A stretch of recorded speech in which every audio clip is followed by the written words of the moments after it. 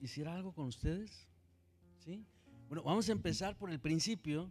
Y el principio es, vamos a hacer un pequeño desorden. Vénganse todos más acá, más cerquita. Yo sé que están grabando, si pueden acomodar el teléfono, ¿verdad? Vénganse aquí cerquita, como si estuviéramos en la sala de casa y pudiéramos tener una charla juntos como familia. Si hay alguien que de pronto como que más cerquita, vénganse, acérquese más. O yo acerco la mesa, ustedes se acercan acá. Eso. Genial. Sí. Excelente. Entonces, quiero empezar con una pequeña figura de cómo sucede la fe. Comenzaré por decir, todos ustedes han oído que el Nuevo Testamento, las 2/3 partes del Nuevo Testamento, las escribió el apóstol Pablo. Ajá. Y déjenme decirles un dato histórico, esto por supuesto que no viene en la Biblia. Cada iglesia que fundaba el apóstol Pablo, la que menos duró 100 años. Puedes decir conmigo, wow. Las iglesias que fundó el apóstol Pablo, la que menos duró 100 años. Ahora, ¿por qué duró tanto la iglesia o las iglesias que fundó el apóstol Pablo? Yo te voy a decir algo. Este edificio, yo no estuve cuando lo construyeron, ni sé quién lo construyó. Tampoco sé si lo hicieron profesionales. Lo que sí sé es que este edificio se mantiene en pie por sus cimientos. Ahora di fuerte conmigo, cimientos. Hoy como nunca, vemos los cimientos de la iglesia sacudidos. Déjenme darles un diagnóstico oscuro. Hay un alto porcentaje de cristianos que están con un pie en el reino de Dios y otro en el mundo. Hoy como nunca vemos que la sociedad y los que debieran marcar límites acerca de cómo es la vida correcta, ¿verdad? Todo lo contrario, están pervirtiendo la vida, ¿verdad? Los legisladores, los gobernantes, los políticos, incluso los científicos, van contra los principios del cielo, los principios de vida. Y entonces dicen que el hombre es mujer, que la mujer es hombre, que las drogas son correctas, que el aborto es necesario, que la eutanasia también, y que podemos enseñar a los niños, ¿verdad?, que el niño no es niño, es lo que quiera ser, y la niña también. Y ese es el diagnóstico oscuro.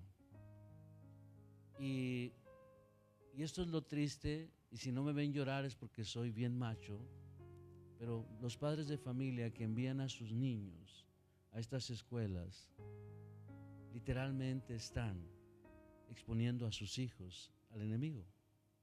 Los están enviando al león, al diablo. Entonces, ¿cuál es el buen diagnóstico? El buen diagnóstico, bueno, es que hay iglesias emergentes que están diciendo no a todo esto. No. Hay personas valientes que dicen no a la ideología de género, no al aborto, no a la eutanasia, no a las drogas, no. Bueno, hasta hay gente que se cree animal, ¿verdad? ¿Han visto eso? Ahora, yo te lo digo en una frase. Estamos en la peor era de la humanidad, donde la necedad es el factor común. Una madrugada me despertó el Señor, estuve orando por un rato y sentí que el Espíritu Santo me dijo, esto como está el mundo hoy es peor que Sodoma y Gomorra. Entonces, y lo que sigue no lo voy a decir, pero imagínatelo. O sea, el juicio está decretado en el cielo. Entonces, sí es real, todo esto es real. es real, o sea, yo no me estoy inventando nada. Ahora, lo que hoy vengo a decirte es lo que espero te permita a ti mantenerte tan firme desde ya hasta que te toque irte de esta tierra. Se llama cimientos de fe, ¿ok? Entonces, el fundamento, mira, si este edificio se mantiene firme por los siguientes 100 años, es que los cimientos estaban muy buenos. Si un cristiano se mantiene creyendo firmemente en la salvación que es en Cristo Jesús, es que tuvo una buena enseñanza, tuvo un buen aprendizaje, tuvo un buen corazón para recibir la palabra, ¿verdad? Y la palabra dio el fruto que era necesario. Entonces, evidentemente, yo de repente soy muy inquieto, me tengo que parar. Yo de repente me doy cuenta que subsisten algunas cosas que son como los vicios de la fe.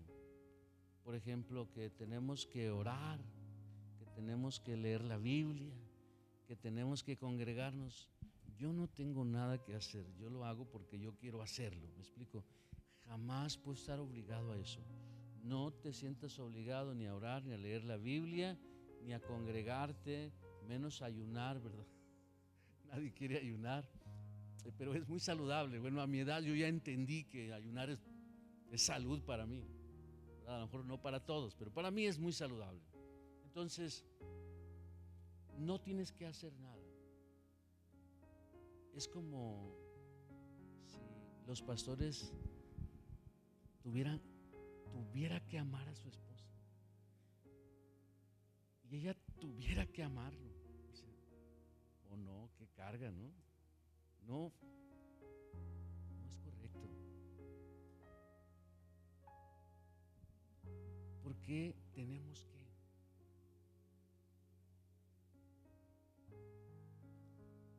Es un esfuerzo. ¿Puedes decir conmigo? Esfuerzo. La fe nunca se trata de esforzarse. La fe es algo que crees naturalmente. ¿Cuándo crees? Crees cuando el don te es dado, cuando de pronto algo toca tu vida y no vuelve a ser igual. Cuando ese poder invisible del cielo viene, cuando el Espíritu Santo viene y te convence de algo más allá de tu entendimiento, de cualquier inteligencia, te convence. Más grande de lo que tú crees, más maravilloso de lo que has visto, mayor que cualquier esperanza, más precioso que lo más valioso de este mundo. Ese es Dios. Ese es Dios. ¿Me explico? Entonces, Juan 17:3 dice así: esta es la vida eterna, que te conozcan a ti, al único Dios verdadero, y a Jesucristo a quien enviaste. Entonces, ¿qué es la vida eterna? ¿Qué es la vida eterna? Según el verso, no inventemos respuestas. Conocerlo. ¿Qué es la vida eterna? Conocerlo. ¿Cuál es nuestro desafío? Conocerlo. Ok, aquí empezamos nuestra primera dinámica. Cierra tus ojos, inclina tu cabeza y por un momento, en los siguientes 30 segundos, pregúntale a tu corazón qué tanto quieres conocer a Dios. Y si lo quieres conocer, ahora mismo puedes quizás levantar una mano, quizás abrir tu boca y decir audiblemente: ¿dónde estás que yo te quiero conocer? ¿Dónde estás? ¿Dónde te fuiste que no te siento? ¿Dónde estás, Dios, que yo no te veo? No te he escuchado. ¿Dónde estás?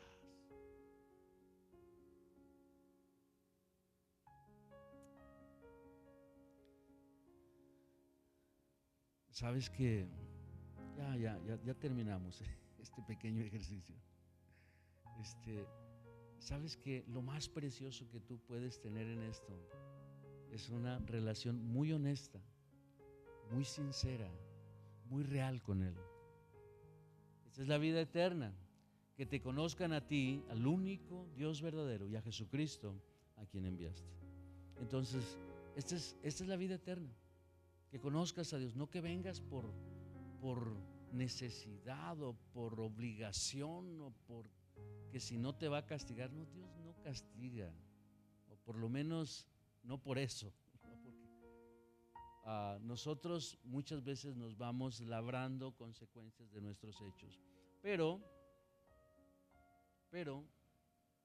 quisiera decirte esto: Dios está mucho más interesado en que tú le conozcas de lo que tú te puedes imaginar. Te lo digo con la Biblia. Santiago 4:5 dice: ¿o acaso ignoran que el Espíritu que Él ha hecho morar en ustedes los anhela celosamente? Él quiere mucho más de lo que tú puedes creer o imaginar, acercarse a ti y que tú le conozcas. Él sí te conoce porque Él te creó, te formó, te diseñó. Él te puso la nariz ahí donde la tienes.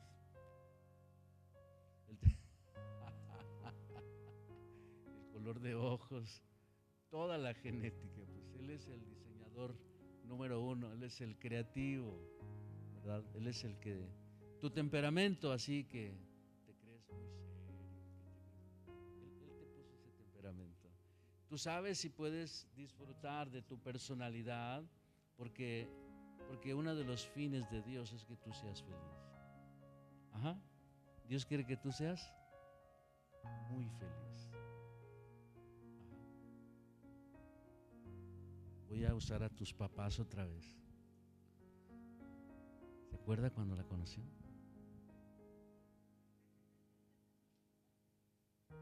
La vio, le vio, algo pasó. Una atracción inevitable. Era un imán. Y de pronto, mariposas en la panza, hormiguitas en el corazón. No salía de la cabeza. Oh, Jesus. Se llama enamoramiento.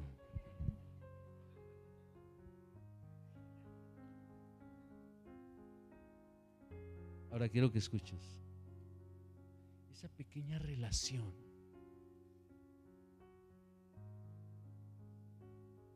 si le ves, te va a atraer.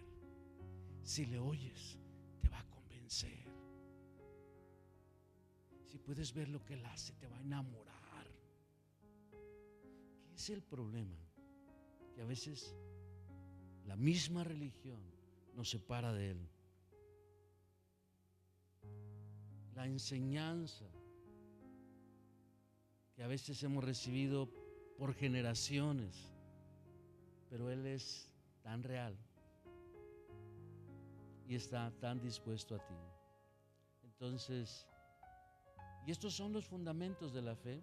Él es una persona, Dios está aquí. Yo no necesito verlo. A veces ni siquiera necesito sentirlo. Tengo una profunda convicción que Él está conmigo. Donde quiera que yo estoy, donde quiera que yo voy. Es más, Él envió 2 ángeles. Si tus ojos espirituales pudieran ser abiertos ahorita, tú verías detrás de mí hay 2 ángeles. Y siempre es así, no es arrogancia. No es arrogancia, solo se hizo rema lo que dice la Biblia. Hebreos capítulo 1, verso 14, tú puedes verlo ahí. ¿Alguien es rápida para la Biblia? Yo ahí en la escuela tengo, ¿cómo dice Hebreos 1:14? Bien fuerte, con voz de trueno, con voz de hijo de Dios. ¿Cómo dice?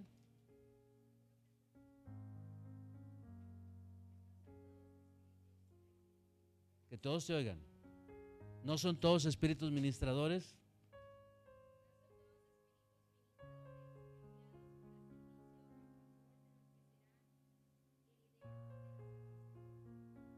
¿Los ángeles fueron enviados a quién?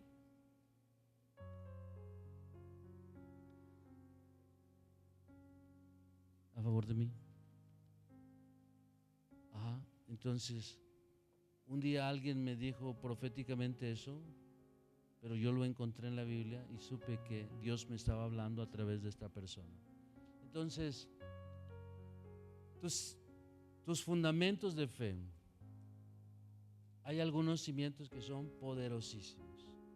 Ahora, ¿qué pasa? Déjame decirte algo rápido, algo que sucede si tú te sientes obligado, si tú tienes que y porque debes de, ¿verdad? Te vas a sentir cansado, te vas a sentir frustrado, te vas a sentir a punto de rendirte y de tirar la toalla. Y como lo intentas muchas veces y te equivocas y fallas y tropiezas y resbalas, te vas a sentir un hipócrita, que le fallas a Dios constantemente. Ajá. Si no tienes una genuina relación, te vas a sentir así. Y el diablo, ¿cómo usa eso? ¿Ah? El diablo usa nuestra mente para tratar de literalmente apartarnos de Dios. Por ejemplo, Él te dice muchas veces: no es cierto que eres salvo, no es cierto que eres bueno, no eres un buen cristiano. Cuando reaccionas mal, a veces casi inmediatamente te sopla: ¿viste lo que hiciste? Hipócrita. Ese es el diablo. Ajá. Cuando tú aprendes a distinguir la voz del Espíritu Santo y la voz del diablo, estás mucho más seguro. Ahora, ¿cómo? Evidentemente hay cosas que tienen que pasar para que tú puedas ser mucho más sensible al Espíritu Santo. Entonces, cuando no has experimentado el principio de la fe, el primer fundamento de la fe, que es el perdón, hay cosas que pasan. Por ejemplo, hay personas que son muy duras. O sea, son duras consigo. Se critican, se juzgan mal, opinan mal de sí mismo. Yo conozco a alguien que amo mucho, dice: ¡ay, torada! Y yo a veces le digo: ¿tú crees que yo te toleraría que tú me hablaras así? Pues no. Entonces, ¿por qué tú sí te toleras hablarte así? A veces no nos damos cuenta de lo que pasa por nuestra cabeza y a veces sale por nuestra boca. Entonces, las consecuencias de ser duro contigo, pues es que también eres duro con los demás. Y el fundamento de ser duro contigo es que tú no has conocido el perdón del Señor. Dios es muy suave. ¿Alguien conoce la historia del hijo pródigo? ¿Sí? ¿Nadie? ¿Nomás yo? Mira, allá está 1, 2, 3, 4, 5. Sí, creo que hay varios. Bueno, el hijo pródigo, escucha, el hijo pródigo te la cuento en 30 segundos. El hijo pródigo era hijo heredero de un hombre muy rico, le quitó la mitad de su herencia y se fue, vivió perdidamente, con rameras, dice la escritura, y un día cuando estaba tan pobre que estaba comiendo comida de cerdos, de pronto despertó, volvió en sí y dijo: pues, ¿qué estoy haciendo aquí? Mi papá, hasta sus trabajadores comen mejor que yo, voy a regresar. Y regresó. Y el hijo pródigo no le pidió perdón al papá. Había ensayado un discurso y había dicho: yo sé lo que voy a decirle. Papá, no soy digno de ser tu hijo. Trátame como un obrero, como un trabajador. Y el papá le dijo, pues no le dijo te perdono ni nada. Lo abrazó, lo besó, llamó a sus siervos y les dijo: quítenle esa ropa que huele a cochino, pónganle un vestido nuevo, pónganle un anillo en su dedo y pónganle sandalias en sus pies. Lo vistió de nuevo. ¿Ok? Lo vistió. No hubo como tal, me perdonas, por favor, por favor, me perdonas. No hubo eso. ¿Están aquí? No hubo tal. Porque Dios se deleita en perdonar y conoce nuestro corazón.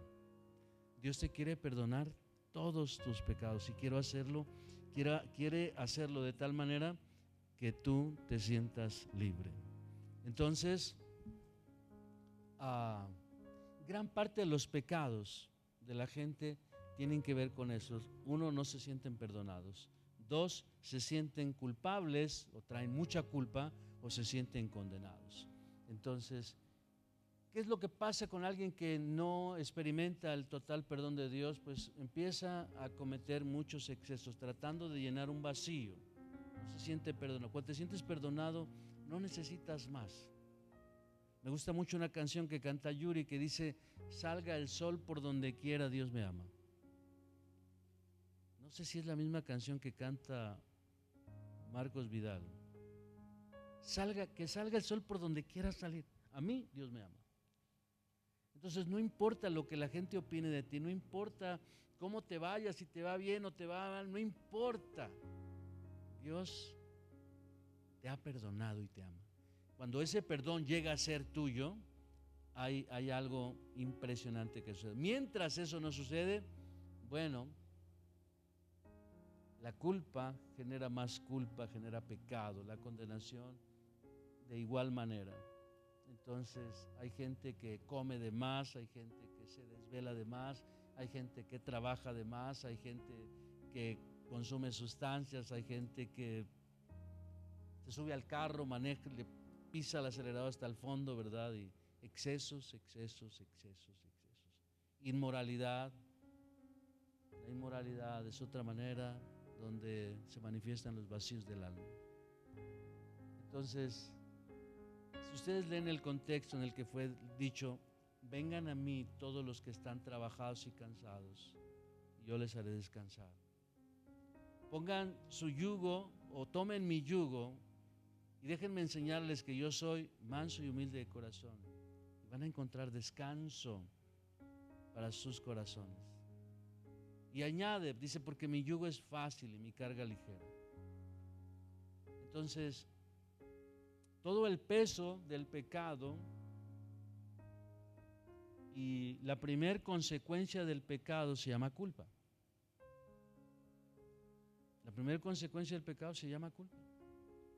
O sea, no te sientes bien.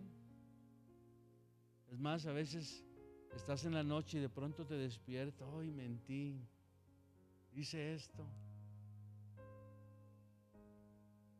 Entonces, y te agobia la culpa. Contesté mal, critiqué, juzgué, tomé algo que no era mío. La culpa. Entonces, ven a Él. La religión te va a señalar, te va a culpar, te va a condenar. En el Evangelio de Juan capítulo 8 hay una pequeña historia.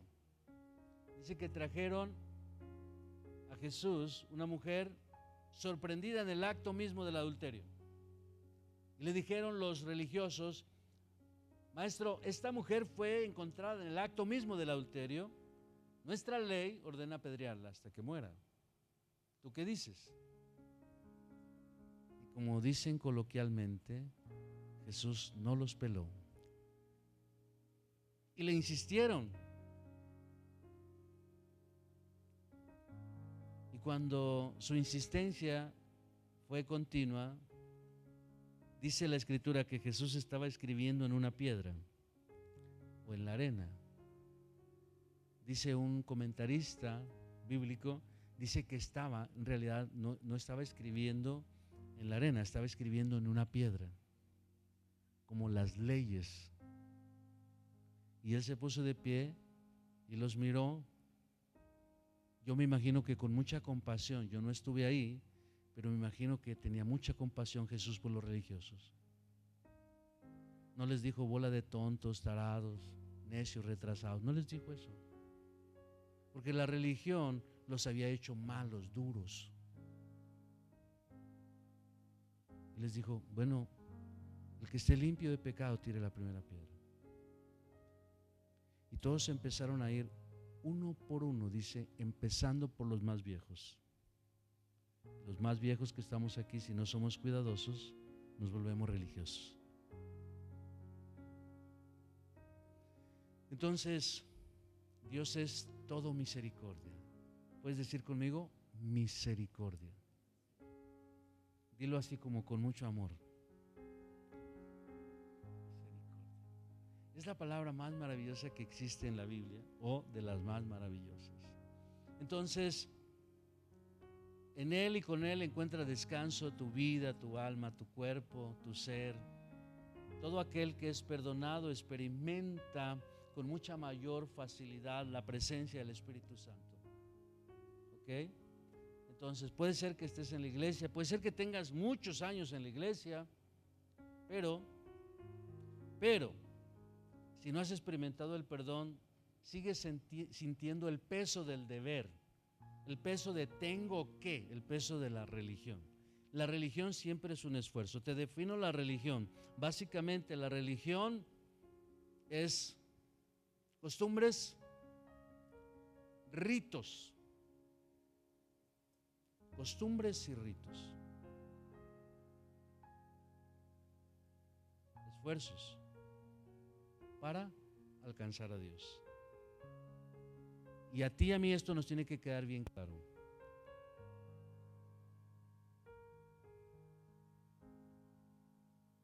Yo no le busqué, Él me buscó. Yo no lo encontré, Él me encontró. Yo no lo amé, Él me amó. Yo no me salvé, Él me salvó. ¿Comprendes? Eso es lo extraordinario. Entonces, si comprendemos bien eso, entonces hay una libertad. Ahora, déjame adelantarte un concepto. Cuando experimentas el perdón, la palabra perdón en el idioma del Nuevo Testamento significa soltar. Y soltar no solamente significa, perdón no solamente significa soltar, ¿verdad? Así como que no quiero usar a nadie de ejemplo porque no quiero hacer sentir mal a nadie, pero son solo ejemplos, ¿ok? Imagínate que tú decías muchas mentiras, ¿ok? ¿Cómo se dice a las personas mentirosas?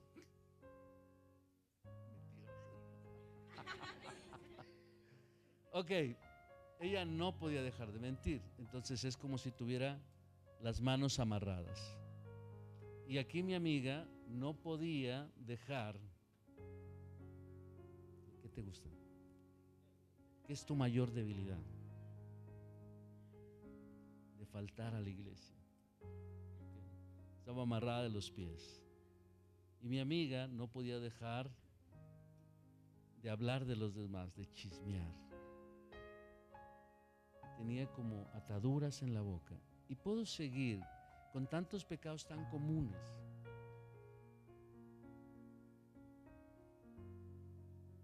Y de pronto viene un rema, una palabra del cielo, y te dice: yo te perdono por todas tus mentiras, y ¡puf!, te suelta para no ser más esclavo de tu pecado. Hasta ahí suena maravilloso, pero lo que sigue es extraordinario. ¿Quieres saber qué sigue? Dentro de ti, puedes decir conmigo: dentro de mí, dentro de mí, dentro de mí hay un potencial extraordinario. ¿Sabes qué significa eso? Significa que hay mucho más inteligencia de la que tú crees, hay mucho más capacidad de lo que tú crees, hay mucho más habilidad de lo que tú crees, hay mucha más creatividad de lo que tú crees, hay mucho más poder dentro de ti de lo que tú crees. Hay un potencial. Cualquiera de ustedes puede ser el mejor médico de esta ciudad. Cualquiera de ustedes puede ser el el empresario más rico de Nuevo Laredo. Cualquiera de ustedes puede ser el político más notable, el gobernante más recto y justo de este estado. Cualquiera de ustedes puede ser el genio más brillante. Cualquiera de ustedes puede ser. Porque no solo significa que te suelta del pecado, sino que te libera para cumplir un propósito, un plan del cielo. No solamente significa que te libra del pecado, sino que te libera todo tu potencial dentro de ti para cumplir una misión. ¿Comprendes lo que digo? Ahora, yo sé que el diablo les dice muchas veces: no puedes, eres tonto, eres feo, eres malo. Y luego tú te la creas y dices, te ves en el espejo y dices: feo, feo, feo, feo, feo, feo. Malo, malo. Vienes a la iglesia así hasta con pena, ¿verdad? Porque el diablo te convence que no mereces estar aquí. ¿Es verdad o no? Entonces, Dios te ha perdonado todos tus pecados. Y si tú no crees que Dios te ha perdonado, entonces no te sientes calificado para acercarte a Dios, para conocerlo a Él. No te sientes calificado para tener una relación, menos para que Dios te bendiga. Cuando no te sientes perdonado, tienes muchos problemas de personalidad. Entonces, ¿qué necesitamos entender? Necesitamos entender que cuando Dios te llamó, te perdonó. ¿Ok? Tú no tenías que arrodillarte y pedir perdón 1000 veces para que Él te perdonara, porque no es tu esfuerzo. Es solamente que tú vinieras, respondieras a Él. Y eso, ser perdonado, te convierte en un santo. ¿Ok? Santo. ¿Puedes decir conmigo? Santo. Las mujeres digan santa.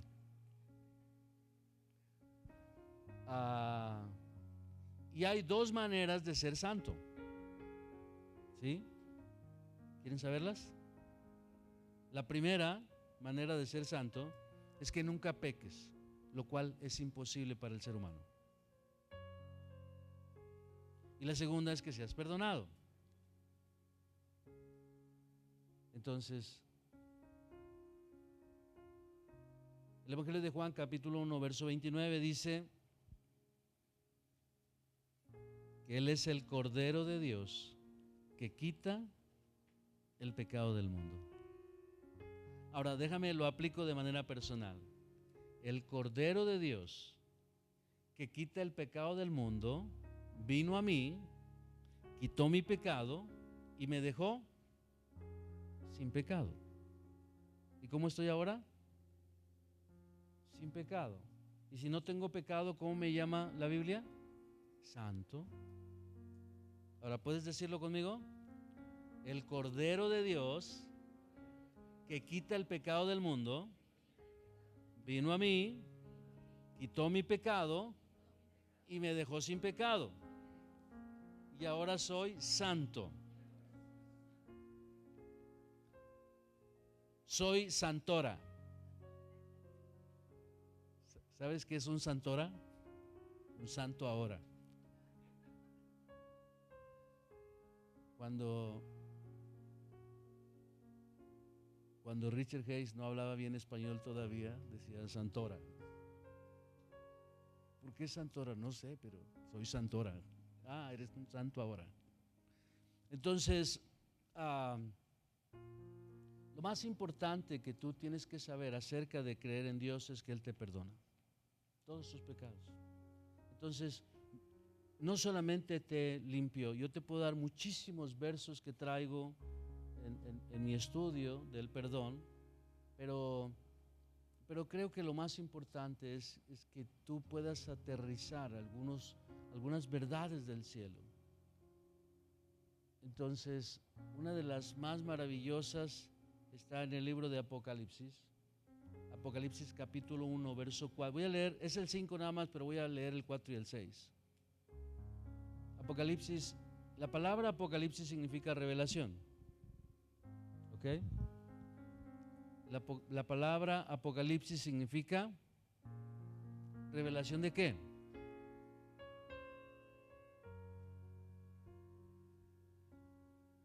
El libro de Apocalipsis espera que Jesús sea revelado. Es la revelación de Jesús. Capítulo 1, verso 4 dice Juan a las 7 iglesias que están en Asia: gracia y paz a ustedes del que es y que era y que ha de venir, de los 7 espíritus que están delante de su trono. Los 7 espíritus son el Espíritu Santo. Verso 5 dice: y de Jesucristo, el testigo fiel, el primogénito de los muertos y el soberano de los reyes de la tierra. ¿Alguien está leyendo conmigo? Dice: al que nos amó. ¿Cómo?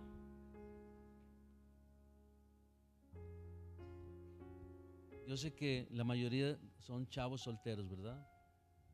Pero imagínate que hay alguien que te ama en secreto, no se atreve a decírtelo, le gustas mucho, está por ahí escondidillo, tiene temor de ser rechazado, no te lo quiere decir. Es un desafío decírtelo. Pero cada uno de ustedes tiene un amigo secreto y un amor. Algunos se están riendo porque saben, intuyen que sí hay alguien que está muy interesado en ustedes. Y quisiera decirles, no es el chamaco que ustedes piensan, ¿verdad? Es Dios. Ahí está, tras bambalinas, está esperando que tú respondas a Él. Al que nos amó. ¿Y qué dice? Y nos lavó de nuestros pecados con su sangre. La sangre, la palabra sangre es utilizada en la Biblia normalmente para perdonar los pecados. O sea, el principio hermenéutico es la sangre. Hay mucha gente que utiliza la sangre de Jesús en contextos a veces un tanto distintos, pero la sangre básicamente es para perdonarte. No hay perdón de pecados sin remisión, o no hay remisión de pecados sin derramamiento de sangre. Entonces, en el Antiguo Testamento, digo, no quiero salirme de contexto, pero en el Antiguo Testamento, para los hebreos, los israelitas, ser perdonados tenía que morir un animal, tenían que matar un animal, tenían que ofrecer en sacrificio un animal.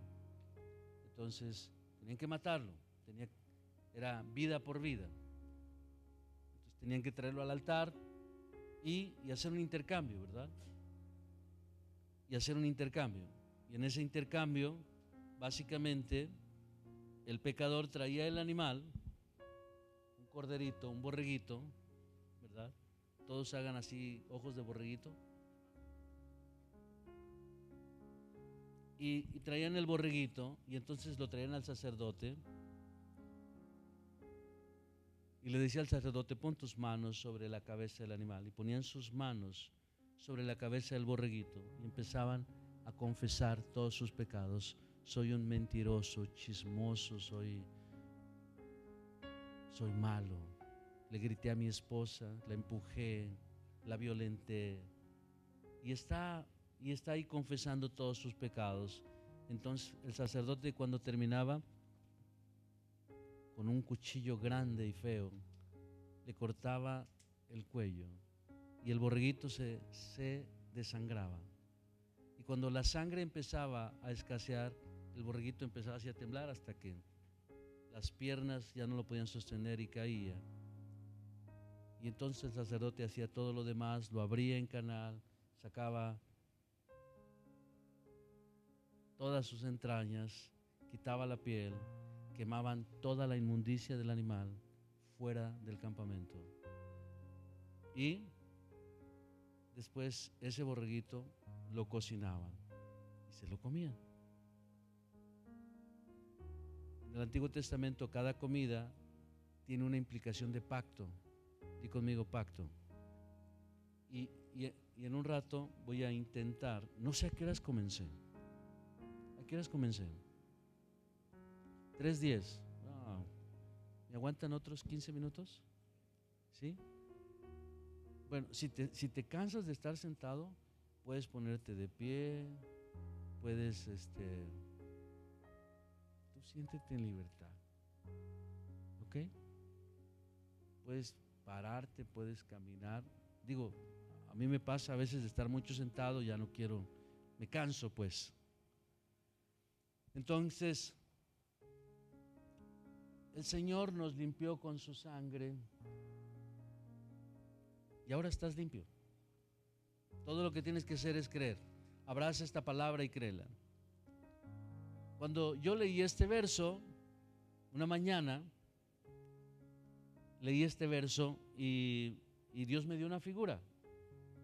Y la figura era como cuando tuvimos nuestros primeros hijos, ¿verdad? Nuestro primer hijo y el segundo, muy deseados, muy esperados, muy amados. Y entonces mi esposa los bañaba. Y luego les ponía su talquito, ¿verdad? Y su pañal. Y nos acercábamos y olía delicioso. El bebé olía riquísimo. Casi nos los queríamos comer a besos, porque huelen bien rico. ¿Sabes cómo hueles tú para Dios? Bien rico. ¿Cómo hueles? Cuando Dios te perdona, Dios te devuelve al estado en el que un día tuviste, sin pecado, sin mancha, sin arruga, acepto completamente, limpio y sin mancha, deseado, amado. Así te ve, santo, inocente, como si nunca hubieras pecado. Así es como te ve Dios. Entonces, eso es lo más extraordinario. Y luego dice el verso 6: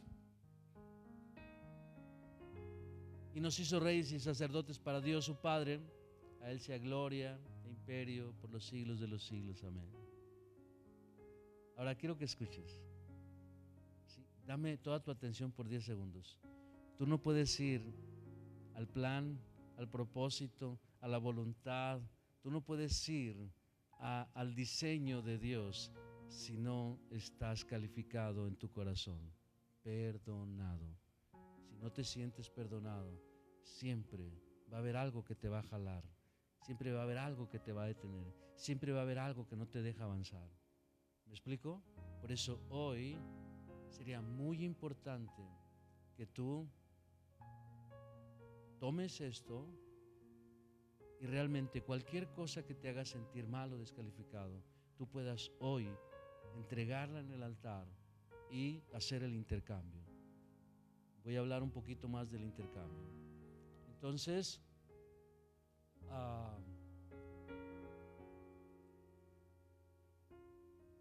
Dios no solamente está aquí, sino está buscando convencerte de que Él te ha perdonado completamente. Hay un verso que está en Hebreos que a mí me llama la atención, me gusta mucho, a mí me fascina la Biblia. Hebreos capítulo 4, verso 15 dice: porque no tenemos un sumo sacerdote que no pueda compadecerse de nuestras debilidades. Voy a entrar a la parte más escabrosa, ¿ok? Del perdón.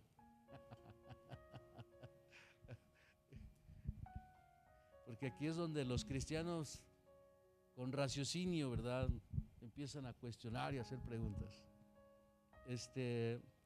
No tenemos un sumo sacerdote que no pueda compadecerse de nuestras debilidades, sino uno que fue tentado en todo según nuestra semejanza, pero sin pecado.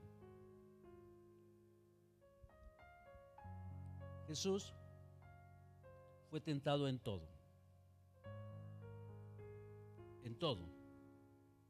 ¿Sabes qué es en todo? Yo he leído el griego original y ¿sabes qué significa todo? Todo.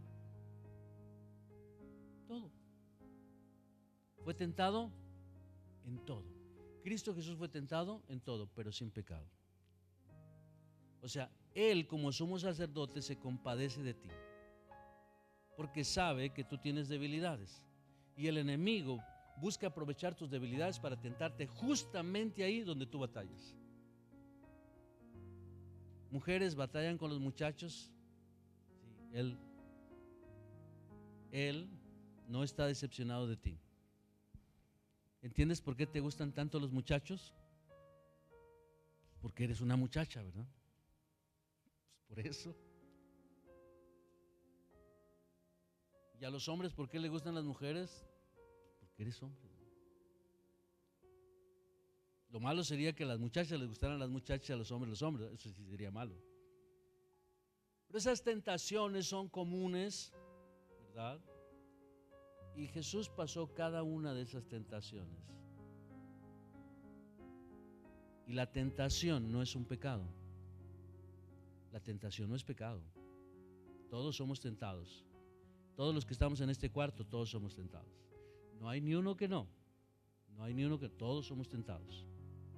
¿Ok? Entonces, algunos tratamos de escondernos más, ¿verdad? Pero al final hay tentaciones y cada uno las va resolviendo de diferente manera. Nosotros nos afirmamos en la verdad. Los ministros nos afirmamos en la verdad. Cristo ya pagó por eso y pasó la prueba. Yo creo que yo puedo pasar también sin pecado esta tentación. Entonces, tenemos que entender en primer lugar que todos seremos tentados, pero no tienes que caer, no tienes que ser víctima de tu debilidad. Pero si así fuere, Dios quiere tener misericordia de ti, porque Él se deleita en tener misericordia. Dice Santiago capítulo 2 verso 13, dice: porque juicio sin misericordia se hará con aquel que no hiciere misericordia, y la misericordia triunfa sobre el juicio. O sea, Dios es un Dios misericordioso y nos enseña a ser misericordiosos. Pero si no perdonamos, hay juicio del que no podemos escapar. Ahora, Dios no solamente nos ha perdonado. Creo que la mayor cantidad de milagros que vemos en el Evangelio de Marcos, es producto de su amor. Dios nos ama tanto. Dios nos ama tanto. Y muchas veces eso es solamente información en la cabeza. Pero en realidad Él quiere que tú experimentes su amor y su perdón. El libro de Romanos capítulo 5 verso 8 lo expresa así: Dios muestra su amor para con nosotros en que, siendo aún pecadores, Cristo murió por nosotros. Pues mucho más, estando ya justificados, dice el verso 9, en su sangre por Él seremos salvos de la ira. Entonces, ¿cuál es el problema de mucha gente que experimenta tentaciones y caídas? Tentaciones y pecados. ¿Cuál es el problema? El problema es la religión. La religión. Está buscando portarse bien. Está buscando hacer lo correcto. Está buscando producir una conducta.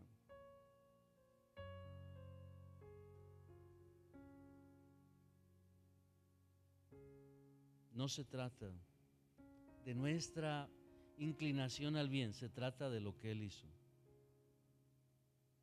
¿Ok? Te lo voy a explicar con las escrituras. Estoy en el libro de Romanos capítulo 10. Voy a leer los primeros 4 versos.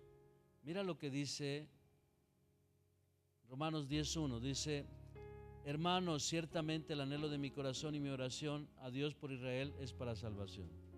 O sea, En términos humanos, el apóstol Pablo está diciendo, estoy preocupado por mi nación.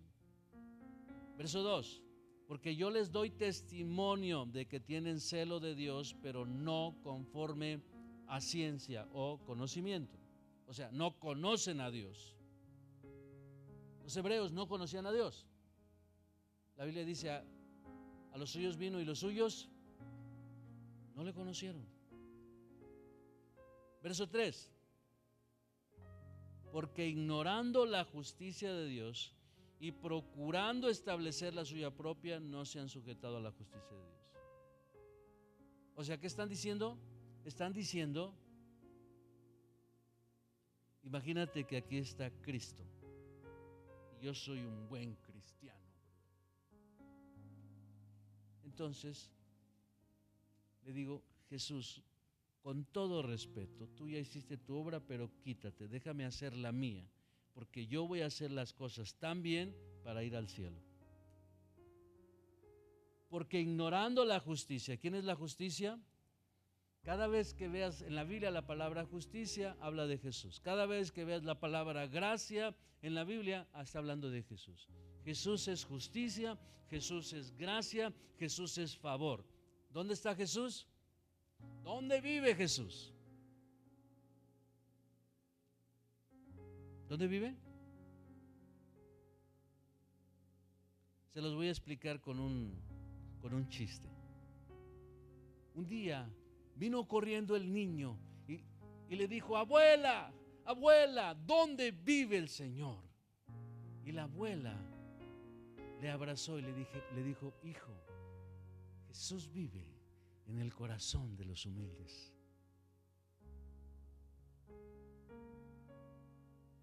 Así es de que para recibir a Cristo necesitas humildad, necesitas saber que tú no puedes. Tú no puedes alcanzar la meta, tú no puedes alcanzar el estándar de ser santo, tú no puedes, necesitas al Salvador.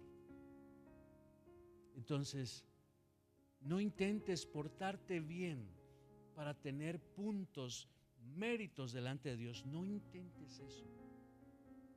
Es tan absurdo y tan ridículo como pensar que el manzano se esfuerza todos los días, trabaja bien duro para dar manzanas.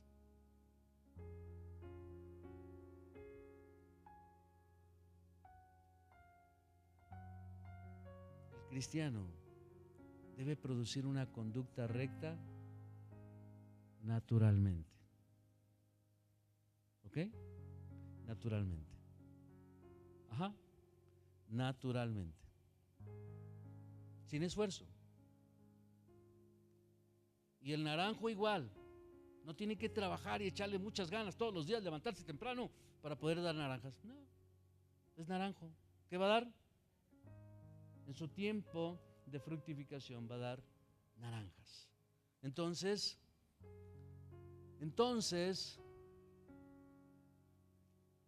déjame decirte algo que está aquí.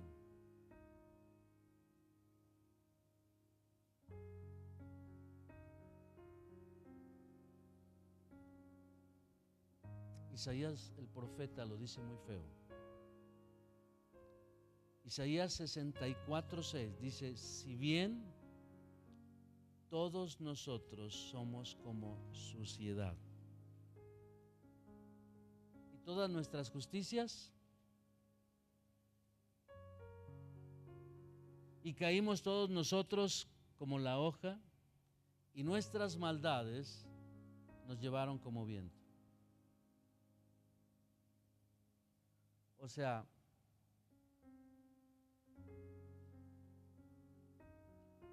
si tú intentas portarte bien, ser acepto delante de Dios, pues tu vida es como suciedad. Y tus mejores obras, dar de comer a los pobres, asistir a los enfermos, visitar a los presos, todo eso es como trapo. Dice, nuestras justicias son como trapo de inmundicia. a los que son de casa luego les preguntan a los pastores qué es el trapo de inmundicia, pero es algo muy feo.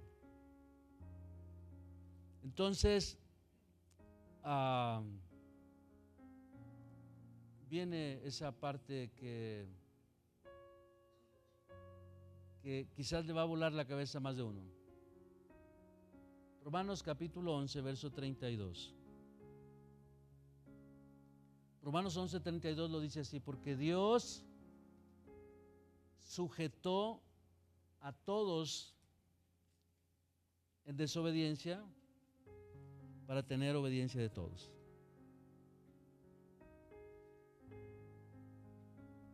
¿Están aquí? Bueno, vamos a ponernos de pie tantito. Vamos a levantar la mano derecha y vamos por encima de la cabeza, vamos a tratar de tocar el hombro izquierdo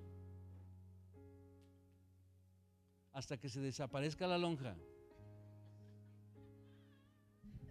Ahora la izquierda, haz lo mismo, haz lo mismo, haz lo mismo.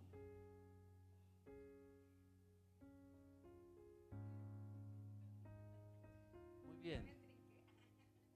Ahora vamos a ver cuántos de ustedes pueden tocar sin doblar las rodillas el piso con las puntas de los dedos.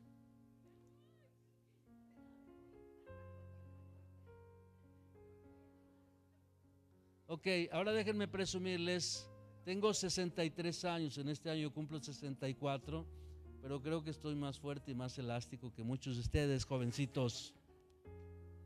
Muy bien, ya puedes sentarte, quería que te despertaras.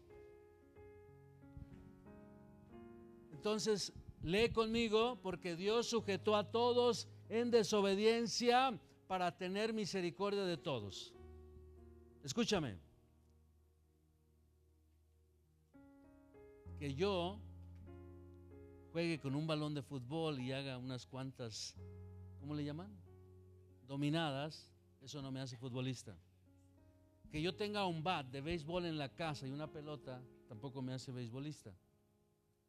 Que yo tenga una caña de pescar en la casa no me hace pescador. Que yo tenga un fusil en mi casa no me hace cazador o tirador o criminal. Escucha, por favor. Y esto te va a volar la cabeza y te debe traer liberación. O sea, todos los que estamos aquí fallamos. Todos los que estamos aquí pecamos. Todos los que estamos aquí la hemos regado horrible. Todos los que estamos aquí nos hemos equivocado y hemos fallado. Hemos pecado. Todos los que estamos aquí. No hay ni uno que no.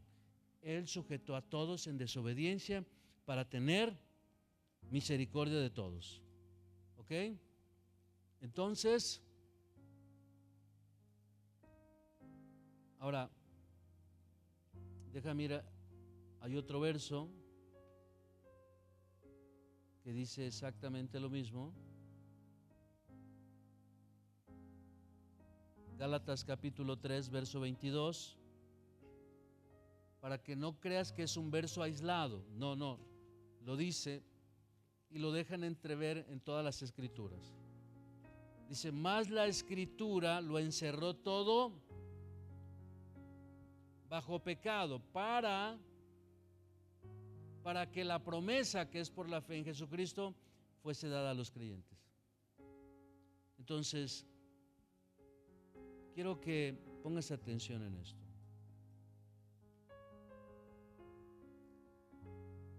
Si una oveja se cae entre el lodo, eso no lo convierte en un cerdo.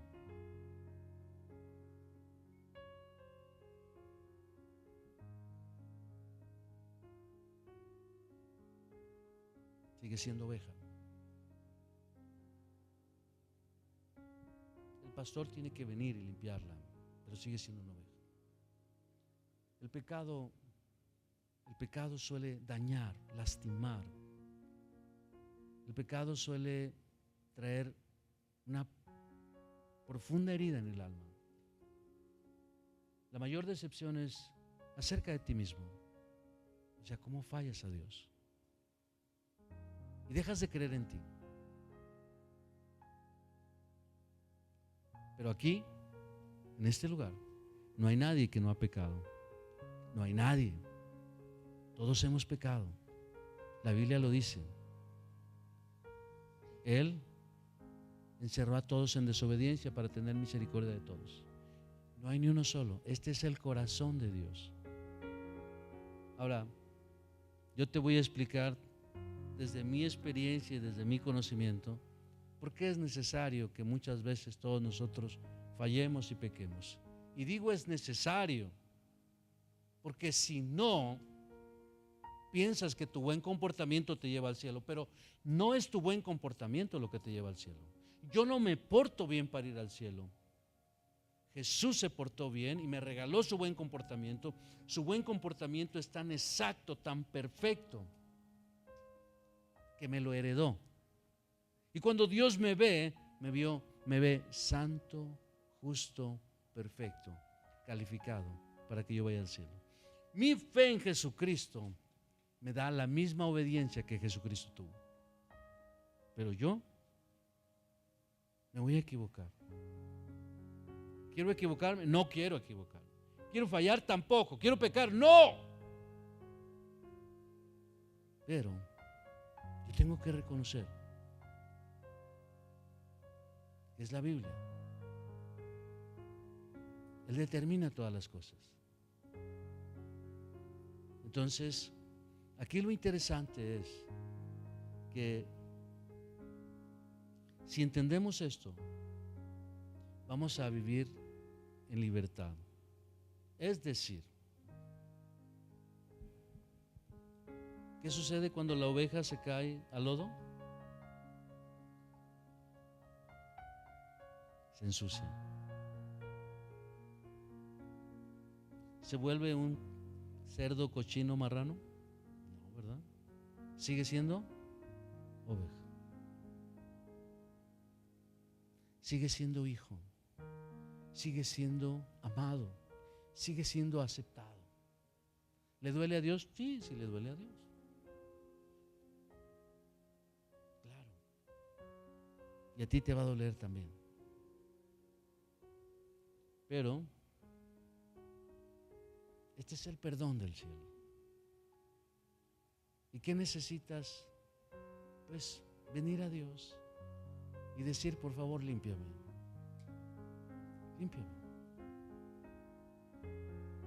Entonces, Él viene y te limpia. Pero, si te escondes, la culpa te va a hacer que repitas y repitas y repitas ese ciclo destructivo de pecado. Así es de que si pecas, no te escondas. Es mejor que vengas y digas, fallé, me equivoqué, pequé. Y en Él vas a encontrar siempre misericordia. Siempre, siempre. No importa el tamaño de tu pecado, no importa lo vergonzoso de tu pecado. Últimamente he traído mucho esta historia que me contó un misionero. Es un misionero gringo con el que yo viajé mucho hace algunos años, poco más de 20 años. Viajé mucho por diferentes ciudades del país y a veces tenía que oír sus historias por 5, 6, 8 horas, ¿verdad? En lo que viajábamos en su camioneta a las iglesias a donde íbamos. Y una historia que me contó es de un hombre que había matado a su esposa en una ciudad de los Estados Unidos y la había hecho pedacitos y guardado en el refrigerador y se la estaba comiendo. La familia de la esposa la empezó a buscar, no la hallaron, vino la policía, lo cuestionó, pero creo que en la segunda o tercera visita que llegó, ¿verdad? Una mujer policía fue, abrió el refrigerador y encontró ahí pedazos del cadáver de la mujer, la esposa de este hombre. Lo encerraron y le dieron cadena perpetua, pero más o menos como a los 6 años entró un predicador y le contó una historia de la misericordia de Dios. Y él se quebró, se quebrantó, reconoció su pecado, reconoció al Señor como el único que podía perdonarlo de su terrible pecado. Y no duró mucho tiempo en la prisión por su buen comportamiento, lo dejaron libre. La familia de la esposa lo quería matar, pero él había sido perdonado. Entonces, esa es una de las tantas historias, ¿verdad? ¿Cómo es el perdón del Señor? Yo les puedo contar de mi historia personal tantas veces que Dios me ha perdonado y todas las cosas que Dios me perdonó. Pero mira, tú lo que tienes que saber es que cuando te equivocas, ven al Señor, como estés, ven a Él te quiere perdonar. Entonces, no te tardes mucho, ¿ok? Dije 15 minutos y ya me pasé. No sé si hay un plan. ¿Puedo hacer una pequeña dinámica? Vamos a ponernos de pie todos.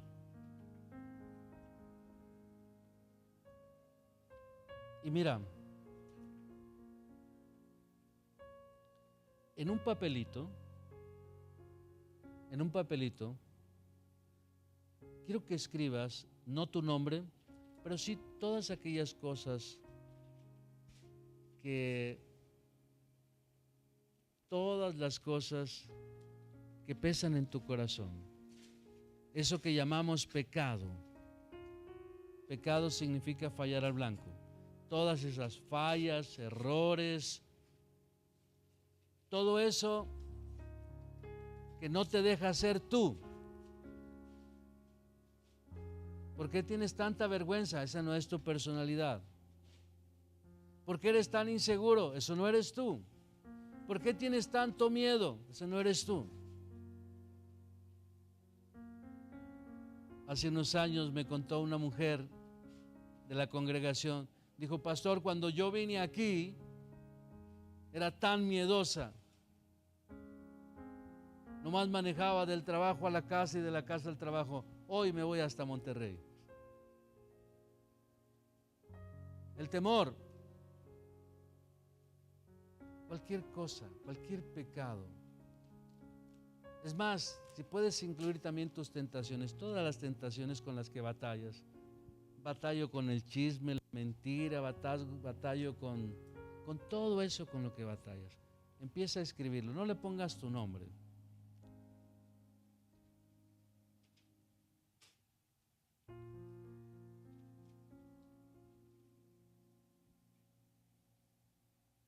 Todos los que vayan terminando,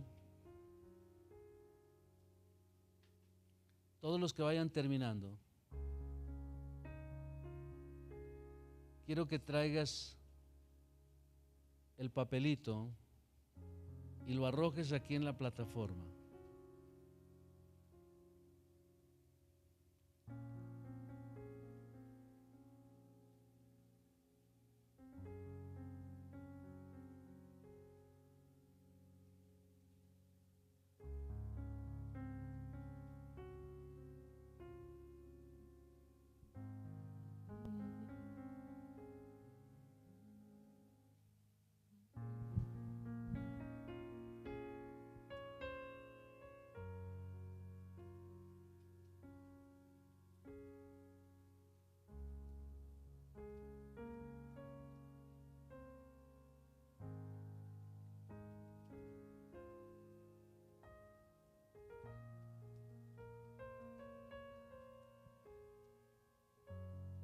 Si ya estás listo, dóblalo, hazlo bolita, como quieras. Puedes hacerlo así con desdén, así con furia, así. Estos son mis enemigos, ¿verdad? Esto es lo que no me deja ser quien Dios dice que yo soy. Esto es lo que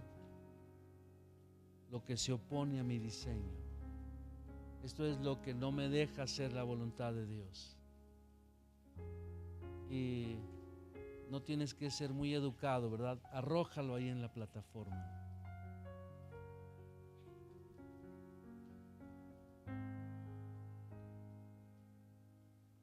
Eso. Si las llegas, ándale, practica tu picheo. Eso.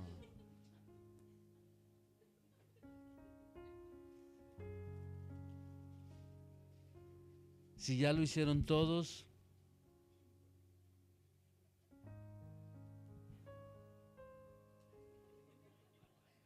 casi las llevas. Te faltó un poquito más de fuerza.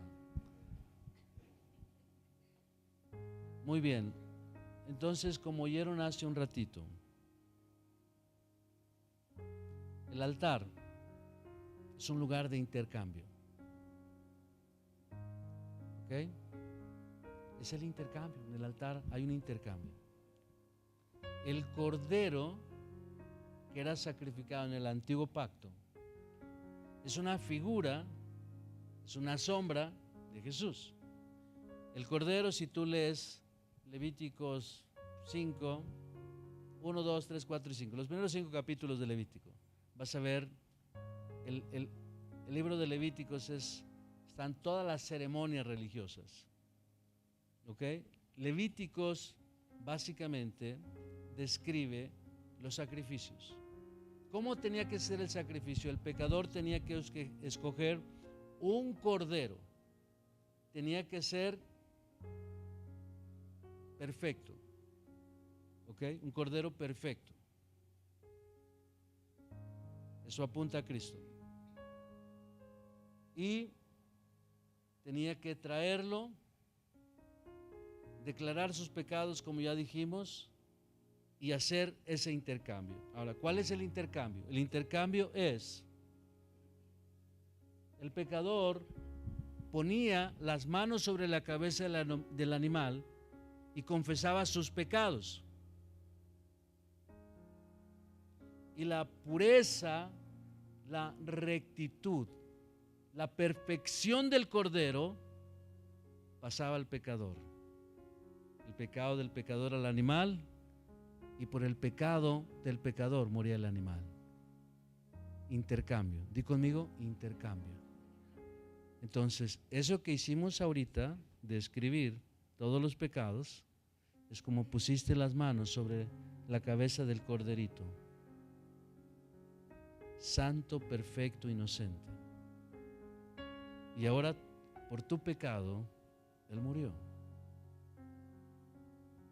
Pero esto es lo extraordinario. Pero ahora la virtud del corderito pasa a ti. Toda la virtud de Jesús está sobre ti. Toda la virtud. ¿Comprendes? Y cuando llegamos a este punto, yo no puedo hacer menos que adorar al Señor. Así que ahí donde estás, cierra tus ojos, levanta tus manos al cielo y adora de tu corazón a Él.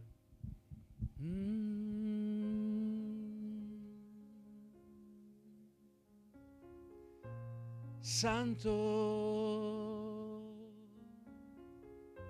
justo, nuestro Dios.